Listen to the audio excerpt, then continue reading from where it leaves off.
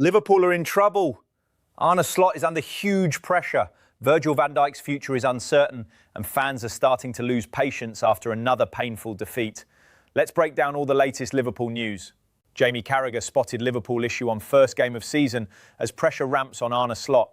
Jamie Carragher has highlighted the Liverpool squad's weakness across the season as the Reds failed to secure Champions League football against Aston Villa. Liverpool legend Jamie Carragher believes Arne Slot's squad's weakness has been an issue since the first game of the season, as the Reds suffered a 4-2 defeat away to Aston Villa on Friday night. Liverpool's clash against Unai Emery's Villa gave Slot's team an opportunity to secure Champions League football ahead of the final game of the season. Although Virgil van Dijk headed 2 past Emi Martinez, it was Villa who ran rampant, scoring 4 goals and securing their place in Europe's top competition next season. Despite Liverpool having the majority of possession, Emery's squad dominated across the field. Ollie Watkins caused centre-backs Van Dijk and Ibrahima Konate issues all night, with the striker earning a brace for his efforts. Liverpool have now conceded 52 goals in the league this campaign, a new record for the club in a 38-game season. Ex-Liverpool defender Carragher has put this down to the team's fragility, a problem that hasn't been fixed since the first game back in August. Commentating on Sky Sports, Carragher said, "This has been happening since the first day of the season on a Friday night against Bournemouth. Liverpool are far too weak, physically and mentally, and it has to be fixed.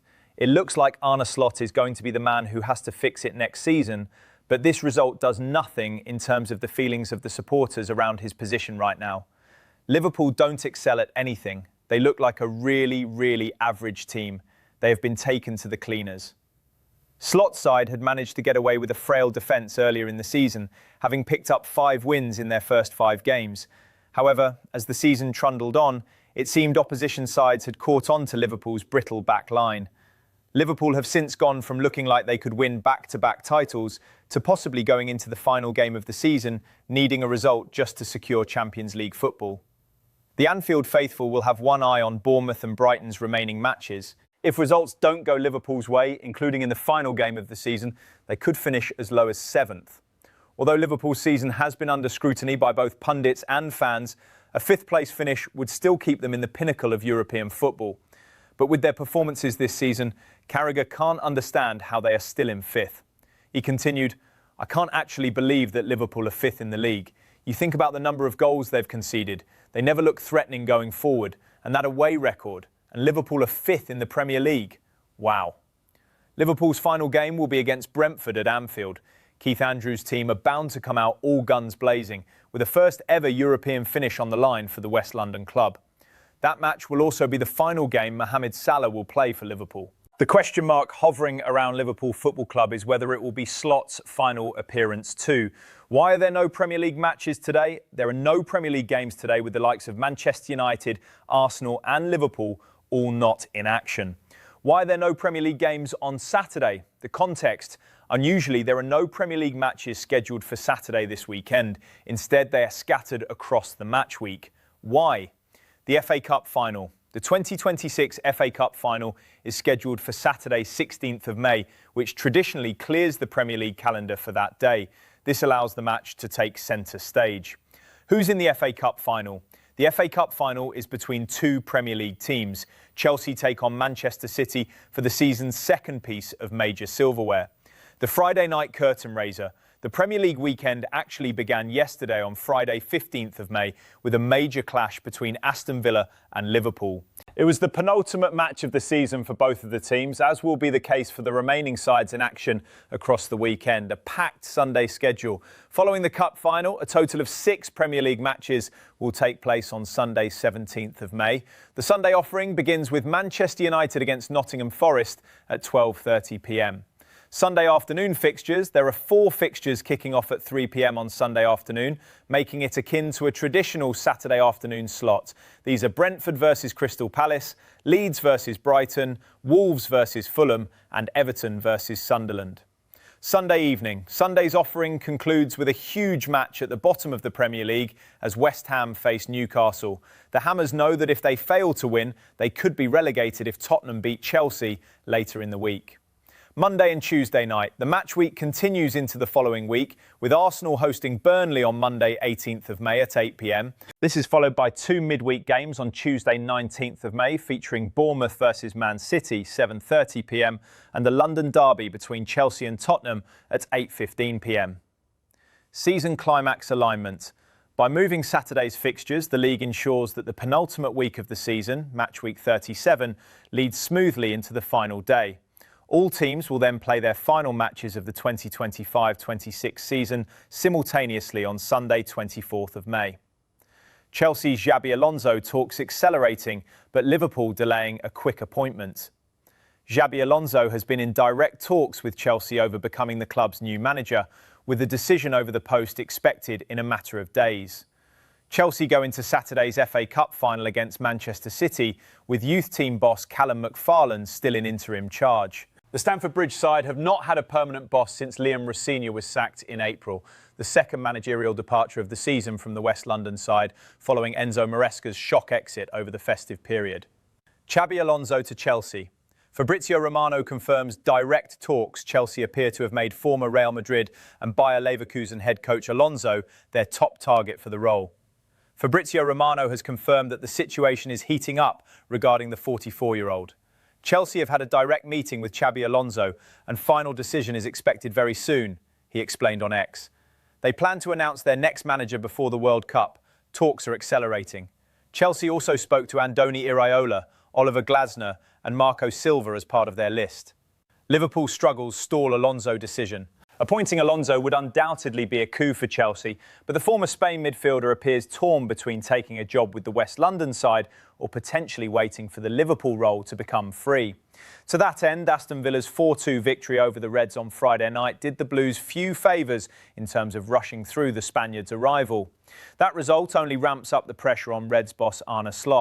So far, the Liverpool board have shown little inclination to part company with the Dutchman, but results continue to slip and the Anfield crown are increasingly turning against the manager.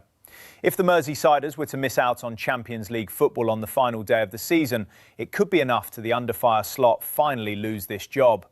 In this case, Alonso would be the clear favourite for the post, thanks to his expansive coaching style, but also his history at Anfield. Chelsea, meanwhile, have played themselves into a position where the role at Liverpool is likely more attractive.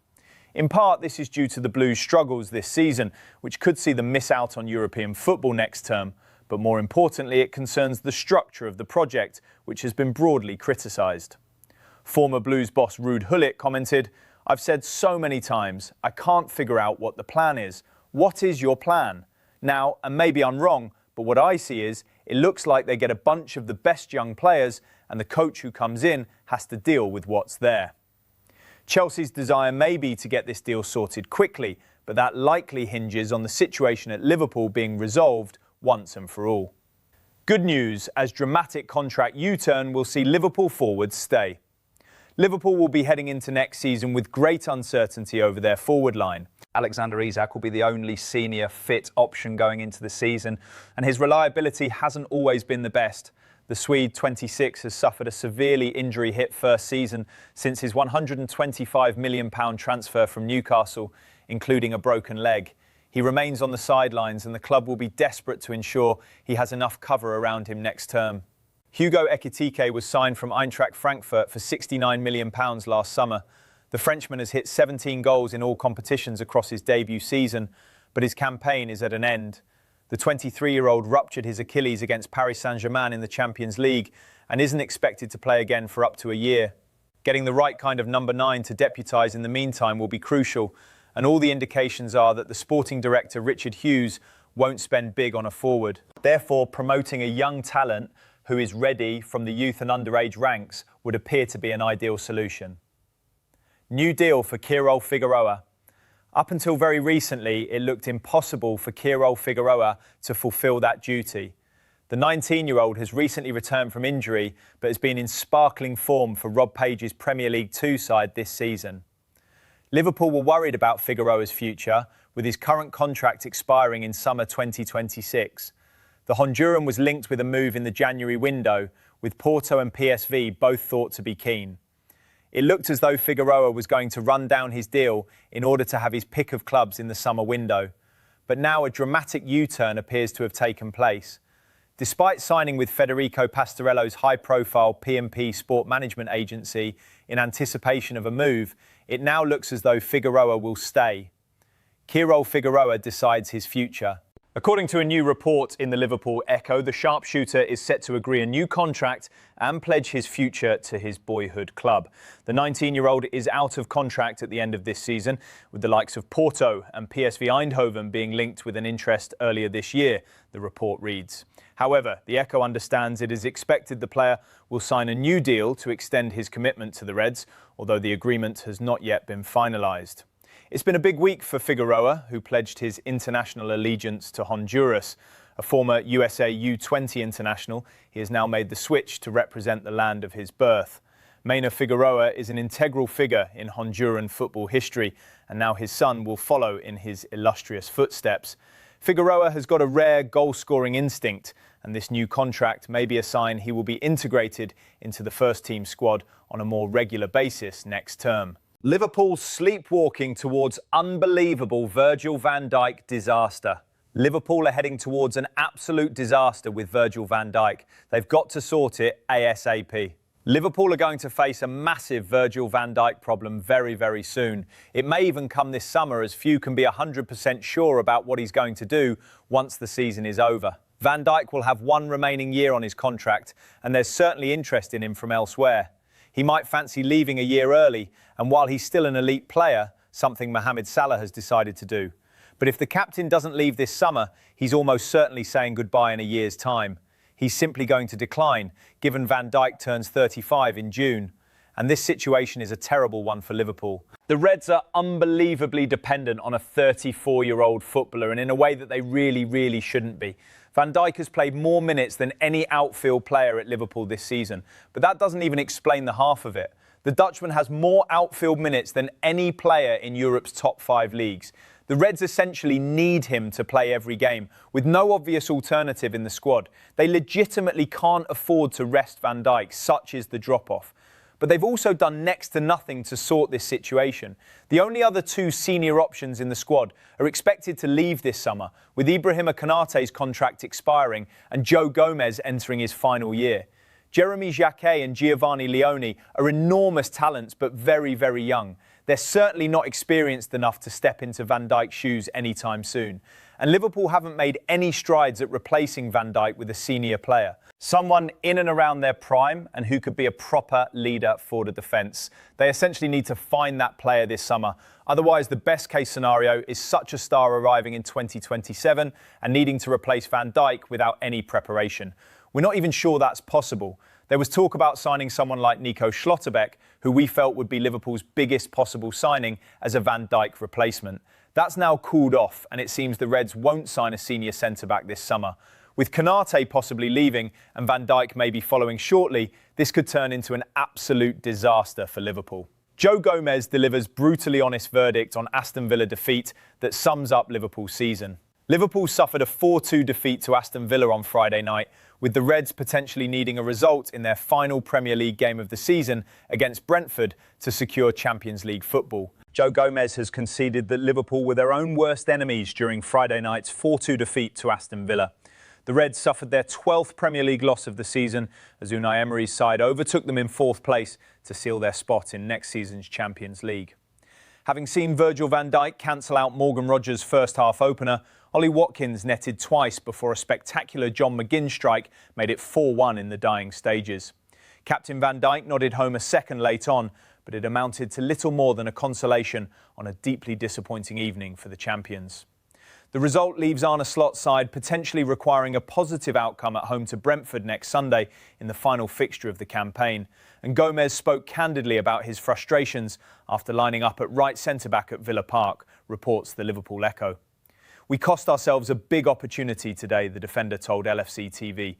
"We know that. It sums up our year, with it being in our hands and errors that are avoidable at pivotal points in the game where we could have got momentum. At the end of the day, it's still in our hands, qualifying for the Champions League. The goal remains the same. We've just got to do the job next week now. It felt that we had control. It's just frustrating because it's lapses in concentration. Something that's highlighted, we know. They're great at set pieces. They've got a reputation for doing routines and doing things outside the box, and we knew that. We had to be focused. It's fine margins in the Premier League and that adds to it. It is what it is now. We can't sit here and feel sorry for ourselves. We just have to do the job. We know what we have to do next weekend and we have to beat Brentford at home. Gomez added, it's a long week.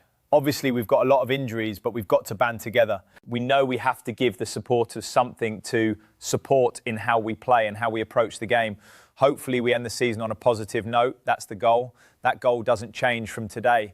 And we know what we have to do. What the Liverpool away end did at Villa Park spoke volumes. And two players deserve better. Ian Doyle with the big talking points after Liverpool lost 4-2 at Aston Villa in the Premier League on Friday night. It was the moment that perhaps encapsulated Liverpool's season and ultimately exposed the shortcoming that has lingered throughout this dismal campaign. And should the now very real fear of the Reds failing to achieve the bare minimum of Champions League qualification be realised, it is in danger of being deemed the final devastating turning point. With Arne Slot's side having deservedly dragged themselves level here at Villa Park, there appeared no threat when 5 minutes later, Dominik Szoboszlai received a throw-in from Milos Kerkez inside his own half. But one unfortunate slip later, and Morgan Rogers was invited to dance through and set up Ollie Watkins to regain a lead Villa never again looks like relinquishing. No consolation to Szoboszlai that such things can happen to even the very best players, although that it should have been to Liverpool's stellar performer this season seemed a touch unfair. However, there was absolutely no excuse for the subsequent reaction from the collective Reds team, who for the umpteenth time this season folded in desperate fashion in the wake of a piece of ill fortune. There are myriad reasons, but the fight and heart has been drained out of this Liverpool squad after a campaign of endless setbacks, many of which have been entirely self-inflicted. Certainly the strong mentality, character and unshakable belief that became the calling card of the Reds for much of the past decade is no more. This is a meek, weak-minded Liverpool, no longer capable of rolling with the punches. It's not that the players here weren't trying. Indeed, in some cases, they were maybe guilty of trying a bit too much. But the confidence is shot, and with that, they revert into their shells. Of course, it would have helped had Alexander Isak, the British record £125 million signing, not once again been absent. That he was missing from such a crucial game for Liverpool was somehow wholly appropriate. But perhaps the most damning indictment is the silent manner in which the away end, which sought to back rather than berate the players, drifted off into the chilly Birmingham night. There was no dissent, no great uproar. They simply weren't surprised by what they saw. And neither was anybody else. This is Liverpool. One game remains for the Reds to salvage something tangible from this campaign, but for a growing number, it may be too late. The next few weeks are going to go a long way to shaping the future of Liverpool for years to come. Ngumaha and Van Dijk deserve better. Rio Ngumaha hadn't even kicked a ball here, and he already found himself in exalted company. By making an 18th Premier League appearance, he moved alongside Michael Owen as having made the most for Liverpool while aged under 18. That and Ngumaha lined up for a second successive start, and his first on the road in the top flight underlined both his growing impact and the lack of available options for slot in attack, with both Isak and Jeremy Frimpong crying off and returning duo Mohamed Salah and Mohamed Salah fit enough only for bench duty. Up against the seasoned Matty Cash, the 17-year-old found himself bumped off the ball on several occasions during the opening exchanges. Ngumaha, though, kept coming back for more, and it wasn't long before he was putting his more experienced opponent to the test. His ability to cut inside, creating a chance for Ryan Gravenberch, and in the second half, ending with a shot that thumped against the woodwork. He also lasted the full duration for the first time, another box ticked off in a burgeoning young career. Make no mistake, Ngumaha is now a fully fledged option for the left side of the Liverpool attack. At the other end of the scale, this was a 54th start of the season in all competitions for Virgil van Dijk, who, aged 34 years, 311 days, is the oldest Liverpool player ever to start so many games in a season. The Dutchman, one first-half moment up against Watkins aside, did well defensively, and his aerial prowess was important at both ends of the field, not least when twice heading in Szoboszlai deliveries. Both he and Ngumaha deserved better. So the records continue to rack up under Slot, and very few of them are worth shouting from the rooftops. The concession of another 4 goals, the first time they have leaked that many in a league game under the Dutchman, means the Reds have now let in 52 goals, beating their previous worst tally of 50 in 2013-14 and 2015-16. They have also conceded a whopping 77 goals in all competitions, their highest number since allowing 79 in 1992-93. Aston Villa boss Unai Emery's first Premier League win over Liverpool at the 11th attempt means the Reds have now won only 1 and lost 11 of the 14 league games this season in which they have leaked the first goal. And Slot's men have lost 19 times in all this campaign, which doesn't include the Community Shield, in which they were ultimately defeated in a penalty shootout. In retrospect, that Wembley loss was a sign of things to come for Liverpool this term. Mercifully, it is now almost over. If you enjoyed the video, make sure to smash the like button, subscribe to the channel and turn on notifications so you never miss any Liverpool updates. Thanks for watching and we'll see you in the next one.